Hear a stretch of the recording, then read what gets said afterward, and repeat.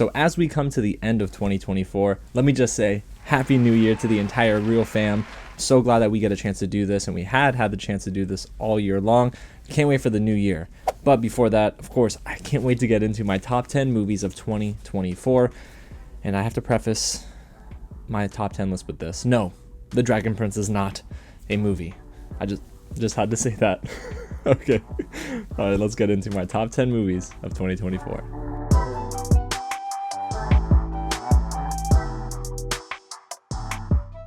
What's going on, you guys? James here with another Real ranking, and today I cannot wait to talk to you about some of my honorable mentions for 2024 and my top 10 movies of the year. Now, this is something I love to do because I get to reflect, and in retrospect, ranking this top 10 list was a lot harder than I thought it would be. I didn't see as many movies this year as I did in years past, and that's because of school and so many other things going on, traveling for work like New York Comic Con, which was such a blast.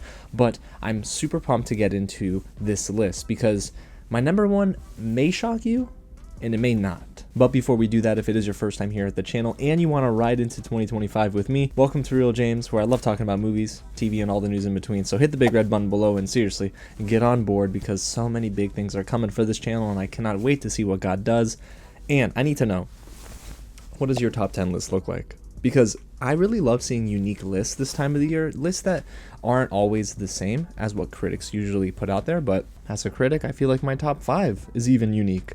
So I can't wait to get into it. But before we do that, like I always do with these top 10 videos of the year, I want to make sure we get into honorable mentions. So I'm going to give you 10 honorable mentions before we get into my top 10 movies of the year. And we're going to start with my number 10 honorable mention. So coming in at that number 10 spot is Bad Boys Ride or Die, directed by this duo that I love, Adil El Arbi and Bilal Fallah. I would be remiss if I didn't say that Will Smith and Martin Lawrence can still bring it. I mean, can Martin Lawrence, act in these action sequences as fluidly as he did back in like Bad Boys 1 and 2? No, not really, but I love what they did with the action sequences here in this movie, especially one with Reggie, a character that I really like. But Bad Boys Ride or Die is a fun movie. It isn't without its faults, of course. There are some issues in the middle, and I do think that sometimes the movie runs a little long, but for the most part, Bad Boys Ride or Die is a really nice entry, and this is what, like, number 4? I mean, are we going to be surprised if they come out with a 5th, right? I mean, another entry into this Bad Boys franchise. It looks like it's just continuing to bring money in, and it's making fans happy. So my number 9 honorable mention of the year is Alien Romulus, directed by Fede Alvarez. You're probably thinking, man, this boy is crazy. How is Alien Romulus not in my top 10 of the year? I know. I'm a fan of the first 2 Alien movies, but I didn't love what they did after that, and Alien vs. Predator, those films stink. But Alien Romulus is a nice return to form for the most part. I'm not a horror guy anymore. As you watch this, you're going to notice I don't watch horror movies. I didn't watch Nosferatu. I don't like horror, right? It doesn't sit well on my spirit. But Alien Romulus is more so a thriller than a horror movie until the very, very end. It dives into horror at the very end. It's a little weird. But even with all that being said, Alien Romulus is still fun. It's gripping, and Kaylee Spaney turns in a really, really darn good performance alongside David Johnson, who I really like as an actor, and I cannot wait to see what he does next. This guy just continues to steal every scene he's in. The only thing that holds Alien Romulus back are some issues, I guess, with the pacing, but the biggest issue of all is bringing back a legacy character, but using like these VFX. It's like really, really odd. It looked just terrible. I'm not gonna lie to you guys. So I didn't love that, and it does take up a huge chunk of the movie, but for the most part, Alien Romulus is still a really good movie if you're able to stomach it, because there's a lot of nasty things. Don't eat spaghetti when you watch that movie. Alrighty, so let's get into my number 8 honorable mention of the year, and that is Superman, the Christopher Reeve story, directed by this duo of Ian Bonhout and Peter Etegui. I really hope I pronounced those last names correctly. I'm so sorry if I didn't. But this is a movie that, or a documentary I should say, of course, that really interested me because I still have yet to see the Christopher Reeve Superman movies. I know. I just finished watching My Adventures with Superman, okay?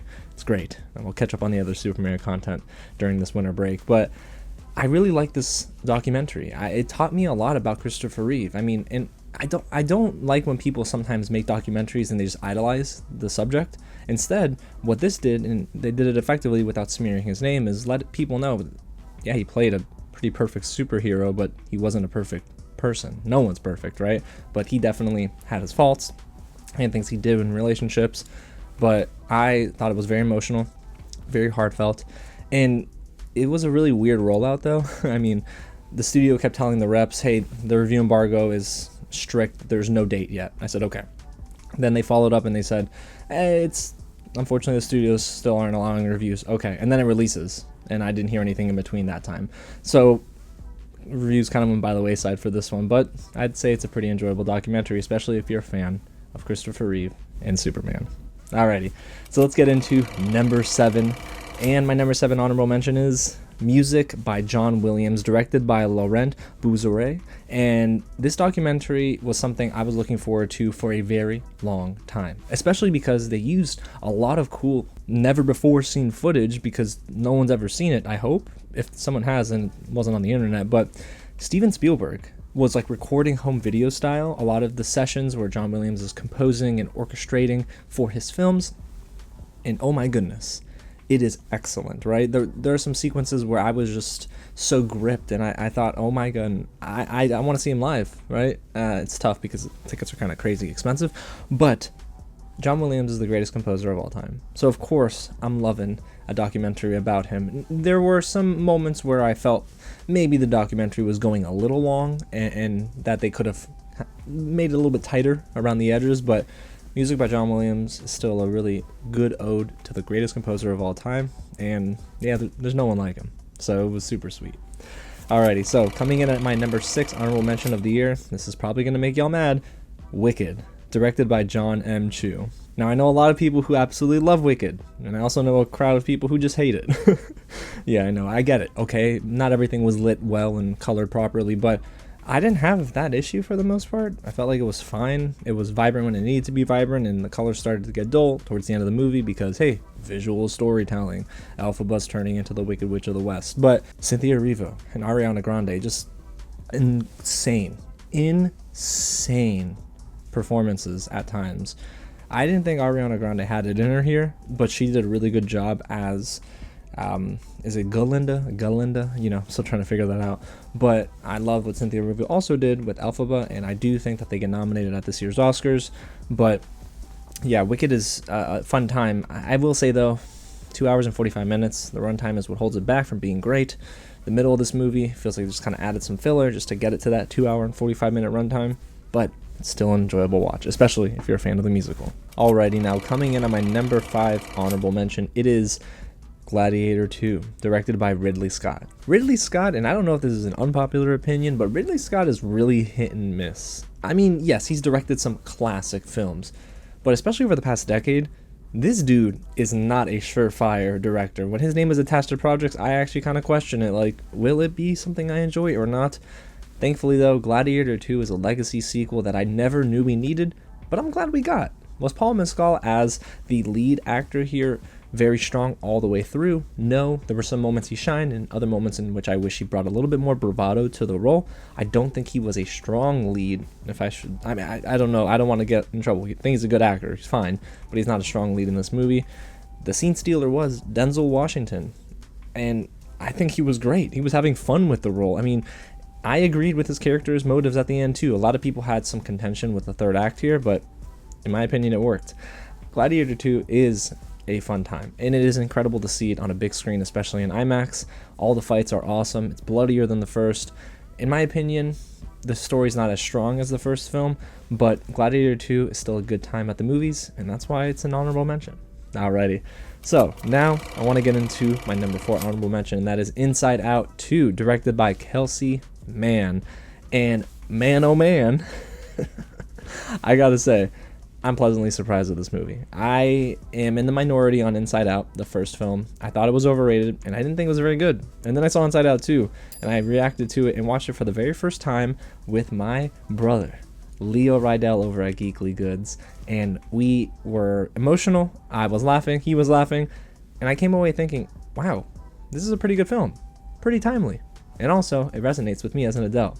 So maybe I should go watch Inside Out again, the first one. But I'm just telling you, Inside Out 2, it is better than the first. So it is coming in at my number 4. Coming in at my number 3 for honorable mentions is Twisters, directed by Lee Isaac Chung. The name of the movie, super cliche, of course. It's Twisters, the name of the first film, and then Twisters, plural, is the name of the sequel. It's almost like the Fast and the Furious and Too Fast, Too Furious, but no slander. Great franchise. Twisters, though, is a movie I was only excited for because of the director. Lee Isaac Chung directed my number 1 movie of 2020 with Minari, an incredible film. If you haven't watched it, please go and watch that movie. But Lee Isaac Chung does a good job at making this a fun summer blockbuster type film, you know, and I do think Glen Powell does a really good job in this lead role. I think he's probably the best actor here. Anthony Ramos does fine as well. There are some questionable creative decisions at times, especially that final scene in which something should have probably happened. Don't want to spoil it if you haven't seen it. I also thought Daisy Edgar-Jones was okay. Some instances I felt like she was almost underwhelming, I guess. I don't know. I'm just not like the biggest fan of Daisy Edgar-Jones, but you know, she did an okay job in this movie. But Twisters is definitely a movie that I think when you sit down and watch it, if you haven't already, you're gonna have a fun time with it. Alrighty, so now let's get into my number 2 honorable mention, and that is Monkey Man, directed by Dev Patel. Now, Monkey Man is a film that was in my top 10 of the year for a very long time, until, of course, the year went on and I saw some other contenders. But Monkey Man is an awesome John Wick-esque action movie that Dev Patel puts his blood, sweat, and tears literally into this film. If you know the backstory of this movie and production, I believe a lot of the equipment was actually destroyed, and then they had to reshoot a ton of this film, but he started using like iPhones and stuff like that. He was just really resourceful. Dev Patel's a great actor, and this being his directorial debut, if I'm not mistaken, is a really huge feat, and he accomplished it. I thought Monkey Man was really good. I thought maybe the first 30 minutes was not very great, but everything after that really clicked for me. And Monkey Man is just, whew, man, some of those fight scenes, I want to go watch this movie again, y'all. But I have to tell you my number 1 honorable mention. So coming in at number 1 is Transformers 1, funnily enough, directed by Josh Cooley. Here's another movie that I was like on the cusp of putting into my top 10 of the year, or maybe keeping in my honorable mentions, but Transformers 1 is a film that is deceiving because the trailers for this movie were absolutely horrendous. The story looked terrible, the animation looked awful, nothing about the movements looked good, the action was looking pretty bad too. But then when you sit down and watch this movie from start to finish, I really enjoyed my time with it. Brian Tyree Henry's having fun as Megatron. I liked Chris Hemsworth for the most part as Optimus Prime, even though sometimes he could have added a little bit more oomph to the role. And the story by the end wraps up nicely. I want to see another movie in the same vein of Transformers 1 with the same animation style, because guess what? I ended up liking the animation style after all.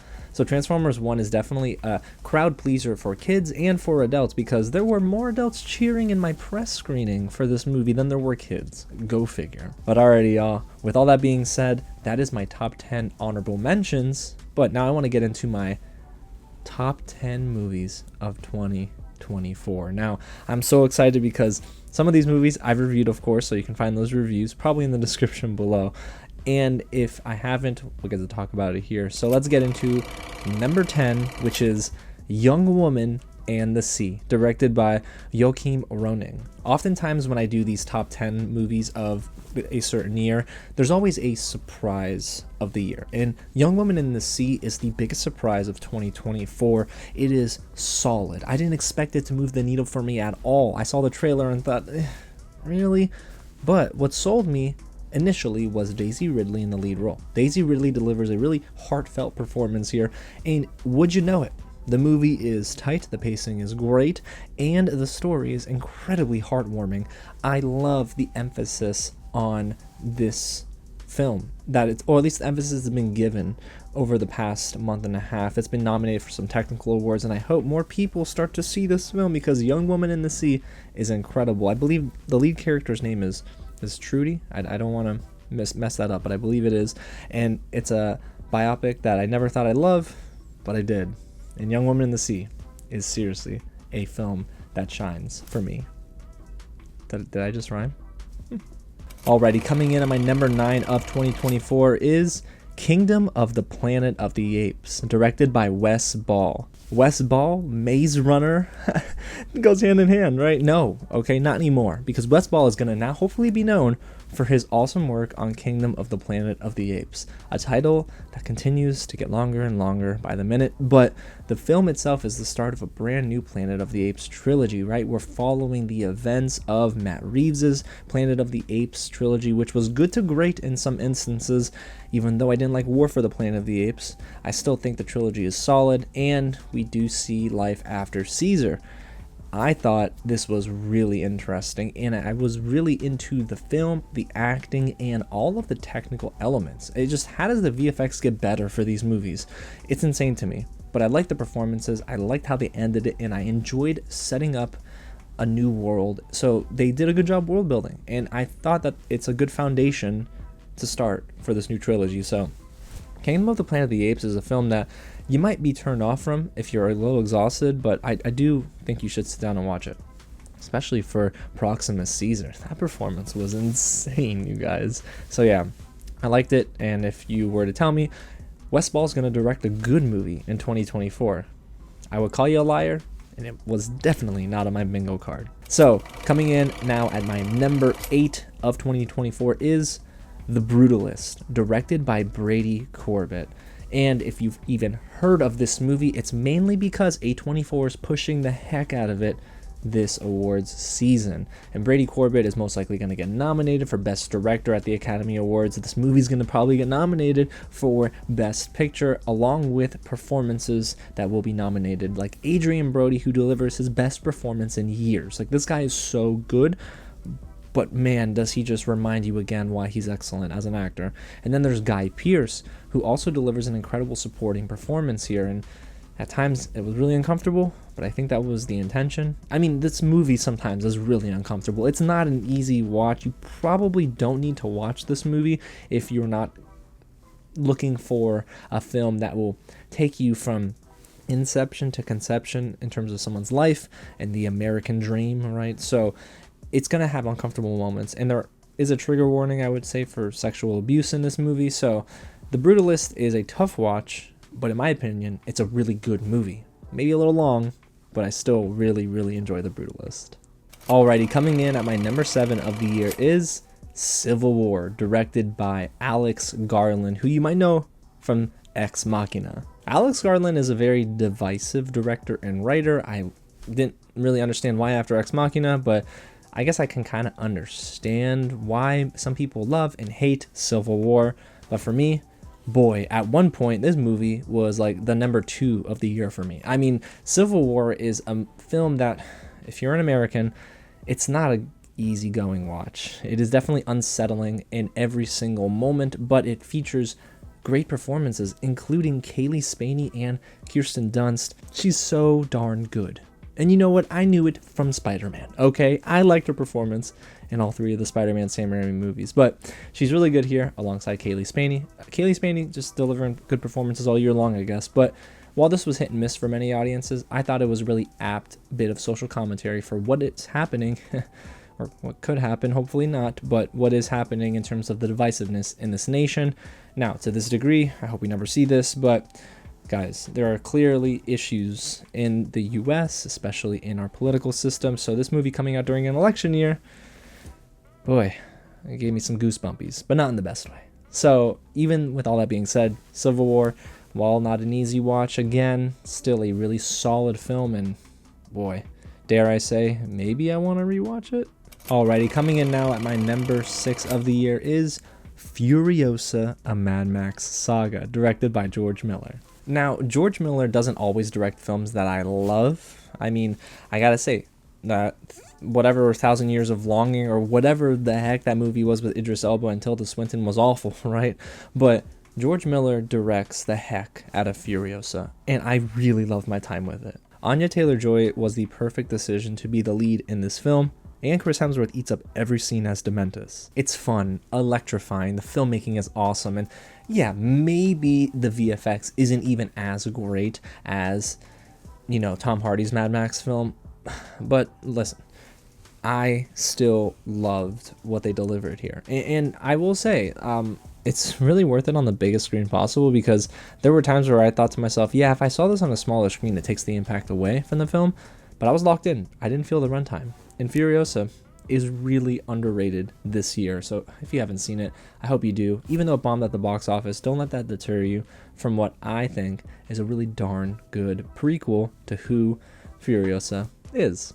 So yeah, that's number 6. Alrighty, y'all. So now let's get into my top 5 movies of the year, starting with number 5, Flow, directed by Gins Zilbaldos. I really hope I pronounced your name correctly, but you should know that you directed the heck out of this movie.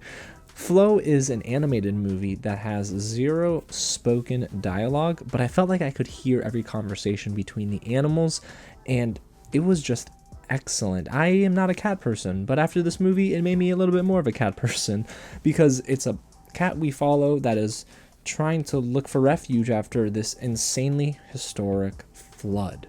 And oh my goodness, it is a wonderful movie. It's heartwarming, and by the end I was getting emotional, guys. That's the thing about animation this year. What a strong year for animation. Flow is just so darn good. The score is excellent. I love the cinematography, and you know what? It deserves to be in contention for not just Best Animated Feature of the Year, but also Best Foreign Language Feature of the Year. I don't care. I'm fighting for that one.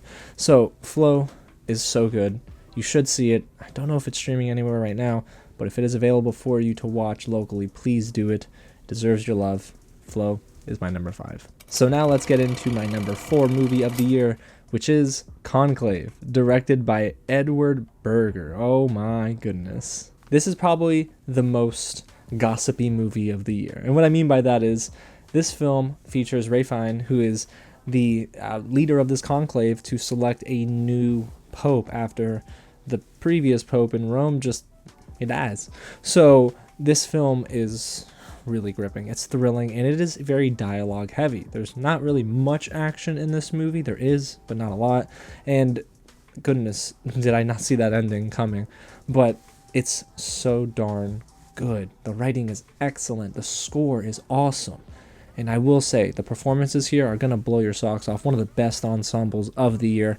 So Conclave, man, if y'all haven't seen this movie already, you should, because it's most likely going to win Best Picture. I can see it. Okay, so time for my top 3 movies of 2024, starting with number 3, and this was a tough one.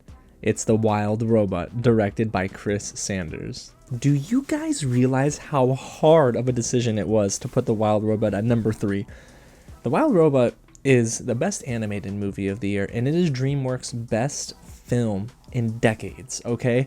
The Wild Robot it blew me away. I was almost in tears at times, and I love the story that is presented. I mean, Lupita Nyong'o does an incredible job leading this ensemble voice acting cast, and I just can't tell you enough how wonderful this film is. You deserve to see it. The colors pop. I seriously cannot recommend this movie enough. The Wild Robot is a film that just fires on all cylinders, and by the time you get to the end, Bright Bill and Roz, you're just gonna love him. You're gonna love him, and you're never gonna forget this movie. It will stay imprinted, and it'll keep just reminding you of the beauty of loving one another and being loved by others. So The Wild Robot, just an excellent film, nearly a 5-star movie for me. I think I gave it like 4.5 out of 5 stars. So The Wild Robot, number 3.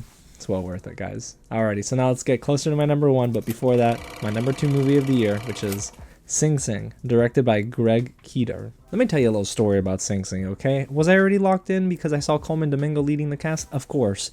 Did I expect to be a wreck after the movie? Absolutely not. I left my press screening for Sing Sing, and I was trying to give my first impressions to my buddy, who's also the marketing rep that was representing the studio, and I was trying to give my thoughts, and I started crying. Yeah, this movie ends on such a beautiful note, and it is a great story, but it is the performances that bolster the film. Coleman Domingo should be in the running for Best Lead Actor. This dude is insane. Okay, Coleman Domingo is one of the finest actors of my generation, of my lifetime, and of all time. Coleman Domingo is excellent. And then there's also a great supporting performance by Clarence Macklin, who plays one of the other inmates in Sing Sing. And I'm going to be honest with y'all. It is a shame A24 is not pushing him more. He gave, in my opinion, the best supporting actor performance of the year. He should be winning awards for this performance. He deserves it. I don't know if he will because of the fact that A24 is not even pushing Sing Sing too much, but goodness gracious, Clarence Macklin, Coleman Domingo, and the rest of this cast just pull together, and it ends up being one of the most incredible movies of the year. And it is a 5 out of 5 easy for me this year.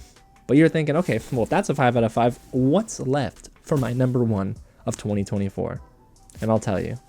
So my number one movie of 2024 is Dune Part 2, directed by Denis Villeneuve and starring pretty much everyone in the entire world. I mean, guys, come on. Was it ever a question that Dune Part 2 would be my number one movie of 2024? No! I mean, Dune Part 1 is one of my favorite sci-fi movies of all time. And the fact that Dune Part 2 is better than it, like, how is that possible? But Denis delivers, okay? Timothée Chalamet gives his best performance of his career in this film, and Zendaya just continues to just blow me away. Like, she's so darn good. Like, and I'm glad her role as Chani just gets expanded in this movie. And then you bring in Florence Pugh, and then you bring in, goodness gracious, Austin Butler. I mean, you got even Josh Brolin coming in strong at times. Rebecca Ferguson gives a better performance here than she does in the first movie. Like, what are we doing, guys? This is all set up for Dune Messiah, the third and final film in Denis Villeneuve's trilogy. Like, this is insane, okay? This movie's a 5 out of 5 easy for me. And I mean, the cinematography by Greg Fraser is unreal. The score by Hans Zimmer is immaculate, and it just kind of itches a part of your brain at times, and you're like, oh, this is really good. And I can't stop listening to it. But I love everything about Dune Part 2. If you have not seen Dune Part 2, you have to see Dune Part 1 because it picks up right afterwards. But as I've said in my review, time and time again, Denis Villeneuve, one of the best directors of all time, and he delivers yet again with Dune Part 2. This man can't miss. Oh, man. So yeah, I love this movie, and that's my top 10 movies of 2024. But in case you skipped all the way to the end and you want to hear a recap, fine, I got you. Number 10 is Young Woman in the Sea. Number 9 is Kingdom of the Planet of the Apes. Number 8 is The Brutalist. Number 7 is Civil War. Number 6 is Furiosa, a Mad Max saga. Number 5 is Flow. Number 4 is Conclave. Number 3, The Wild Robot. Number 2, Sing Sing. And number 1, Dune Part 2. I was trying to make a joke, or I was going to think about making a joke using the voice, you know, that the Bene Gesserit use. But I'm not doing that because I ain't messing with it. But guys, that's my top 10 movies of 2024. I'm so grateful that I got to round out this amazing year of movies with this list. But let me know your top 10 list down below and leave a comment. Well, what do y'all think about my list? Because if y'all agree with it, great. If not, tell me why. And I'm so excited for next year because I'm looking at even the release calendar for next year, guys. Mamma mia. We have a huge year of movies. I mean, if you're a comic book movie fan, you got Marvel Studios pumping out like what, 2 or 3 movies next year. Like you got Fantastic Four, you got Captain America. I'm sure we've got more. But then you got huge blockbusters like Avatar. Who cares? But Avatar, Fire and Ash. So many different films for so many different movie lovers coming out. I mean, one of my most anticipated movies is Bong Joon-ho's new film with Robert Pattinson, Mickey 17, coming out in March now. So super excited to see how next year rolls out. But if you don't want to miss out on any of that content, again, just get subscribed to the channel. Let me know, y'all, again, what y'all think of my list, and leave a like because I'm telling y'all, in 2025, big things coming, and we're going to do a lot more traveling, a lot more recording, and I can't wait to just continue to build this community. So God bless you guys. Thank you all so much for your support, and I'll catch you at the next screening. Ooh-wee. All right, that was fun. Who's yelling at me about Wicked? No? You know what? If you care to find me, look to the western sky, homie.